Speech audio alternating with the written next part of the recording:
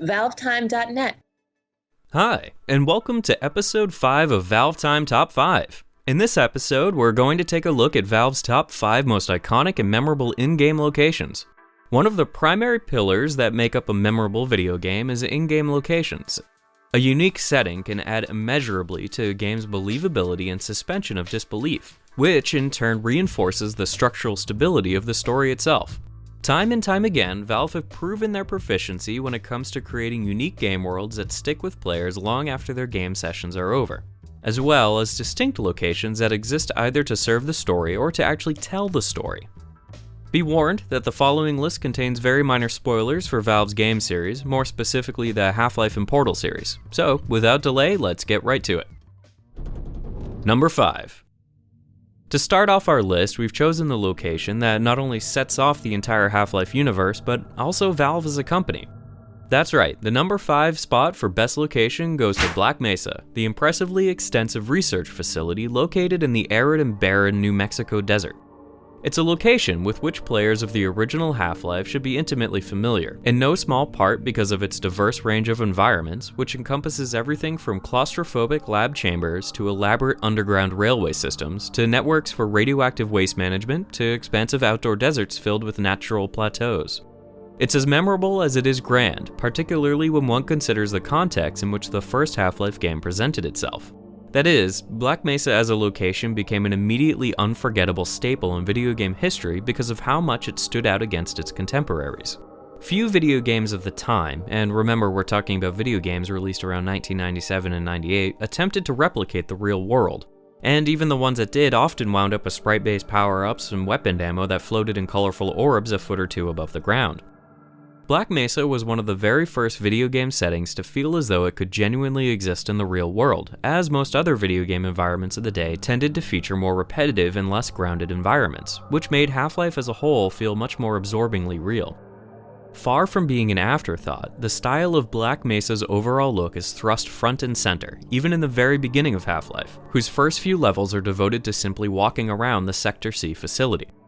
As such, it was highly important that the level design and appearance be designed to engross the player into Gordon Freeman's largely uneventful job, so that it really matters and feels truly impactful, even earth-shaking, when the resonance cascade unleashes a world of unexpected terror onto Earth. The sheer scale, realness, and variety that serves as building blocks for Black Mesa alone are enough for it to be considered a truly great video game location. Black Mesa's trailblazing variety and trend-setting realism are why it gets the number 5 spot on our list. Number 4. Next up on our list is the single largest structure ever found on Earth. The coveted pre-anti-penultimate, and yes, apparently that is actually a real word, spot on our list goes to the City 17 Citadel. Though it's only one of several citadels on Earth, the City 17 Citadel is distinctly the most important since it houses Earth's administrator, Wallace Breen. If I'd known you weren't going to come straight up to my office, I wouldn't have bothered hunting you in the first place. In all of its completely outrageous grandeur, the Citadel serves as an all-too-constant reminder of just how unchallenged the Combine remained since their arrival on Earth shortly after the events of Half-Life. The building's ridiculous scale serves as a testament to Combine architecture, which in turn demonstrates exactly how technologically advanced the Combine are.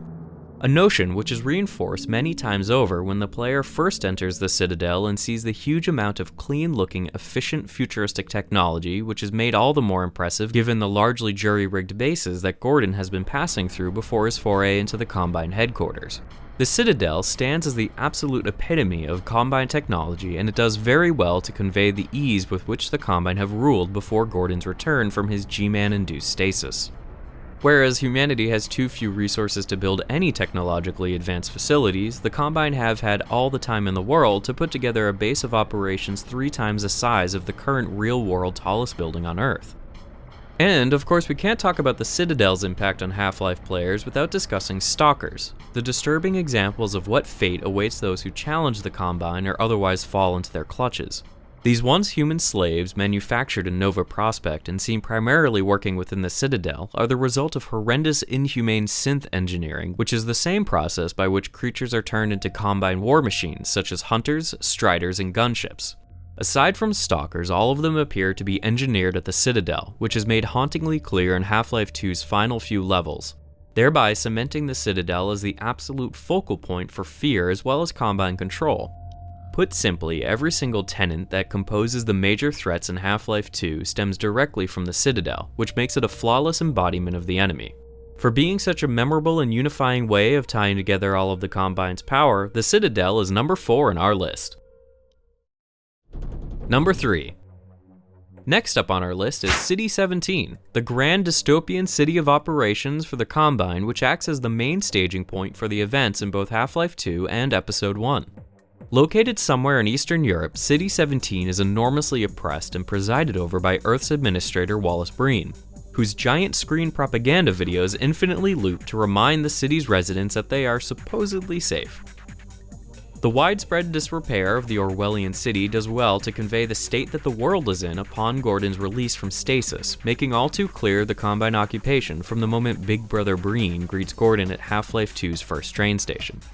City 17 is a perfect example of what makes Valve storytelling so memorable, since the visual and level designers behind it choose to show the player everything while telling the player next to nothing. Using the classic storytelling device of show don't tell, Valve have made the experience of City 17 incredibly visceral, as Gordon and the player frantically fight their way through every trial the city has to offer. It all plays out in such a memorable way because of how many minute details have been infused within City 17, to the point that each district in the city feels almost alive in its own right, all without the game ever cutting to cutscene. City 17 constantly delivers first-hand experiences of exactly what kinds of lives its inhabitants are being forced to lead. Everything from cripplingly hopeless citizens vainly attempting to comfort each other to deserted playground equipment around which the player can hear the distant laughter of unseen children. The player's time spent in City 17 is veritably full to the brim with chilling little details that communicate everything about this world without saying a word. Rather than relying on any sort of narration, City 17 instead paints a beautifully realized dystopian picture right in front of the player's eyes. Coupled with Valve's signature never-broken first-person perspective, it all comes together to give the player a first-hand taste of what it would actually be like to live in City 17, and for that, City 17 is number 3 on our list. Number 2. It was very difficult deciding which location would get the number 2 spot on our list. In the end, we decided to go with Aperture Laboratories, the massive research and testing facility which serves as the setting for both Portal and Portal 2. Upon the release of the first Portal game, Aperture Science immediately became a fan-favorite location, in no small part because of the feeling of unease and isolation it evokes in the player, much of which can be attributed to the juxtaposition of sterile, repetitive environments and the ever-menacing genetic lifeform and disk operating system better known as GLaDOS. Well, you found me. Congratulations. Was it worth it? While it could be argued that GLaDOS is a character and therefore not an intrinsic part of the location that is Aperture Laboratories, she qualifies as part of the facility because of her nature as an artificial intelligence unit, her seemingly omniscient presence in both Portal games, and the fact that she cannot, in practice, be removed from the facility without it breaking down completely. As far as the player is concerned, GLaDOS is Aperture Science, and Aperture Science is GLaDOS. And so, one of the tenets that makes Aperture a memorable facility is that its hidden areas offer such a contrasting story to the ones being presented by GLaDOS, with all her wild delusions of bureaucracy and cake. In the hidden areas, the player is treated to very subtle hints that build into the stories of Doug Ratman and the other past test subjects, who only exist in the narrative for players observant and curious enough to wander into the obscured areas of test chambers and pay careful attention to the graffiti, empty cans of food, and other micro-hints that really help to sell Aperture as the eerie playground whose dark history extends even beyond what is suggested by GLaDOS' oft sinister demeanor. Within Portal 2, Aperture becomes an even more distinct location because particularly in the underground sections of the game, the Aperture Science facilities themselves become characters within the story. Specifically, Cave Johnson and his assistant Carolyn were both people who existed in a bygone era. Before the chronological start of the first Portal, Cave is dead and Caroline is no longer human, yet old Aperture Science carries on their legacies while telling the chilling story of an eccentric businessman seeking immortality within the realm of artificial intelligence. One could easily argue that these story pillars are memorable not because of the location that is Aperture Laboratories, but rather because of the human characters they stem from. In other words, Aperture itself is the messenger that delivers the message, i.e. the character who tells the story.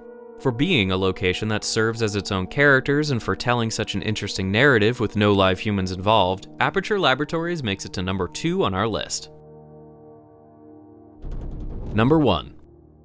With such a great variety of locations on this list, it was difficult choosing one to represent the best of the best, but we're confident that we've made the right decision and we're sure many of you will agree. As a whole, Ravenholm serves as a perfect example of the depth contained in Half-Life 2's world, since different players will get different things out of it depending on what they're paying attention to.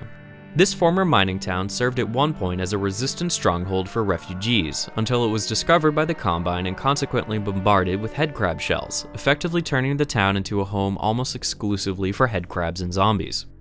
What makes Ravenholm so memorable is simply the fear it instills in Half-Life 2 players, as well as the many different ways in which players can interpret each little detail of the town.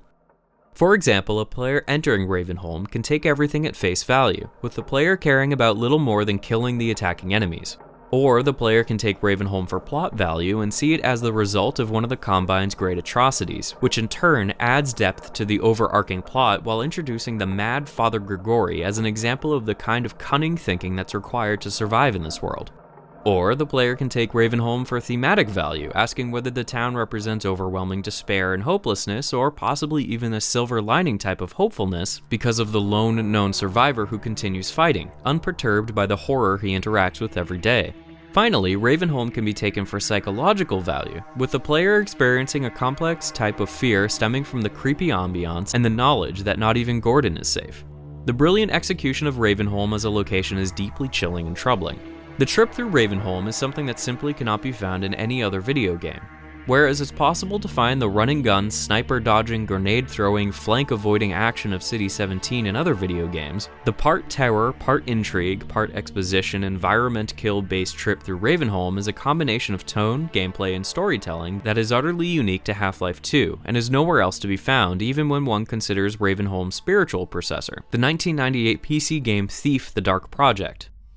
The uniqueness of Ravenholm has made it one of Half-Life 2's signature locations, as well as cemented the terrifying town as a fan-favorite example of what lends such depth and memorability to Valve storytelling. For this reason, and for being a location whose specific tone is yet to be recreated elsewhere in the industry, Ravenholm is number 1 on our list. And there you have it for what we believe to be Valve's top 5 most memorable and iconic in-game locations.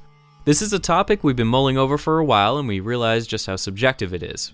We've done our best to explain the reasoning behind our choices, but your opinions might be completely different. Why not leave a comment down below letting us know what your choices would be, what you think of the episode as a whole, and what topics you might like us to make future episodes about.